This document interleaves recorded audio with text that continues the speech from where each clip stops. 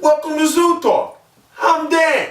And I'm Mike. Zoo Talk with Dan and Mike. Here at Zoo Talk, we strive to educate the public about issues pertaining to our friends in the animal kingdom. And we love all our motherfucking friends in the animal kingdom, don't we, Mike? Yes, we do, Dan. Yes, we do. Yes, we do. Yes, we do. As you know, Mike and myself are certified entomologists at the Carmel Zoo, located in New York State. Which holds the oldest sea monkey to date at 4 weeks and 10 days old, Dan. Goddamn right. Now, let's get this boat on the road. In our first segment, we're going to play a little game we've come to call Name That Fish. When we put Mike to the test using our patented fish flashcards and ask him to name that fish. I hope during the segment I don't run into any real problems, Dan. You motherfucker, you get me every time, you crazy son. I try. This cocksucker. Alright. And now, the game. Hey Mike, I got a question for you. Can you name this fish? Well, Dan, judging by its large oral cavity, I'd have to say that that is the big-mouth bass indigenous to Lake Mailbox.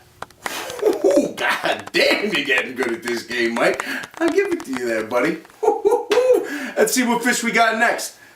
Let's see if I got something on the line. Look at this sucker we got here. Hey, Mike, name this fish.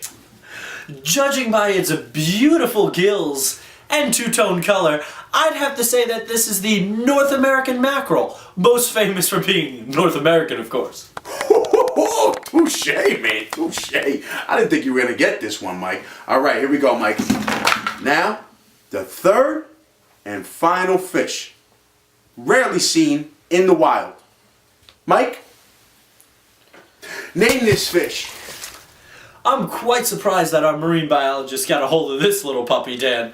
This appears to be the Australian measelfish. Ooh. Now, this creature has very few predators due to the fact that deep sea health insurance is quite pricey. Ah, can a fish get some coverage? Incorrect. It's a salmon. Hey, Mike, good job on the fish flashcards. 2 out of 3? Not too bad. You can't win them all, Dan. You're telling me.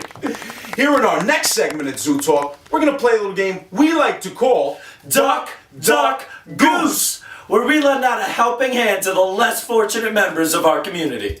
Rules for Duck, Duck, Goose. There are 2 ducks and 1 goose. Underneath one of the 3 waterfowl is $50. The other 2? Nada. This week's contestant is Ernest Sock Pocket O'Houlihan. $50? That's not too bad, huh, Mike? And I know a woman named Tina that will give you your money's worth, Dan. Been there, done that. Good luck, Ern. Don't sing me, geese, Alabama. Duck, goose, duck, goose.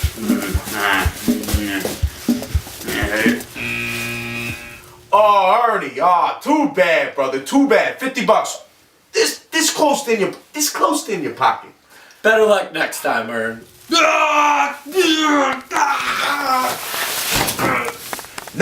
in our final segment here at Zoo Talk, we answer questions sent in from our fans in a segment we like to call Mammal Mailbox.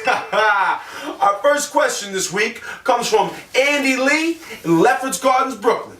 He asks, Mike and Dan, which is scarier, mean dogs or snakes? Well, I know my golden retriever has a little bit of an attitude herself, Dan. Bitch is a bitch. To help us answer Andy's question, we brought in Carmel Zoo's very own reptile and amphibian house manager, Kurt Finkelstein. As well as Ricky Stu Bond, local dog trainer and canine enthusiast, both experts in their fields. Kurt, we'll let you sink your teeth into this one first. Which is scarier, mean dogs or snakes? Well, Andy, I have to say that snakes are vastly superior to dogs in both stalking and striking. And the last time I checked, no dogs ever spit venom in their victims' eyes. So if you ask me, snakes are a shit ton scarier. I have to tell you, Dan, the thought of a 12-foot boa constrictor wrapping me all up and squeezing the air out of my lungs is both terrifying and sexually stimulating. Hey-oh! Someone didn't watch Anaconda for the J-Lo scenes. The only snake constricting anything around here is my dick in Maria's throat. Hear that, bitch? Shut the fuck up over there! Fuck you, Bobby. Let's get Ricky's take on the situation. Ricky Stubani here. Snake scared of mean dogs? Fuck out of here. I never even heard of a snake. Slid around the jungles, tongue all sticking out and shit. I never even heard of. Hey! Maria! That fucking dog had a leash! I don't want him in the shoot! Cállate, puta. God damn! Yo, I come from the concrete jungle. Brooklyn, baby. I breed him, I fight him, I do what I gotta do with my dog. Right? Hey! That fucking dog in the kennel! Tired of this shit! Now you fucking slave. Put it this way. My dogs eat snakes for breakfast, alright? You want 20 on a rock, you let me know. Peace, I'm out. Sure looks like Rick's all in on dogs being the more dangerous of the two opponents. Nah, get out of here, that's bullshit! Whoa, calm down, Kurt. Calm down. We appreciate your input, fellas. Hope to see you back on the show soon. Thanks, Dan and Mike, for having me on the show. I'll see you My dogs soon. bite. They bark. They do all kinds of shit. Hey! Shut that fucking dog up! Put him in a kennel! Damn! See you soon, Rick. Yeah, thanks. I appreciate the sweater and the hot pants over there. Alright. So, I guess you can see here, there's no clear answer to Andy's question. But I guess you could say that every dog Or snake. has his day. May the best man win. For Zoo Talk, I'm Dan. And I'm Mike. With Dan and Mike. Deep sea healthcare is quite pricey. That was a good one. All right, and I believe that's a wrap. That's a wrap. Check it out, ready? Yeah, get me on a drum set. Party from the front and the party. I'm gonna go and have a little fanny pack. Yeah, it was a rap party. Go and pop a bottle of Bacardi. We're gonna get retarded. And then we're gonna go get Bobby. Yeah, get me on a drum set.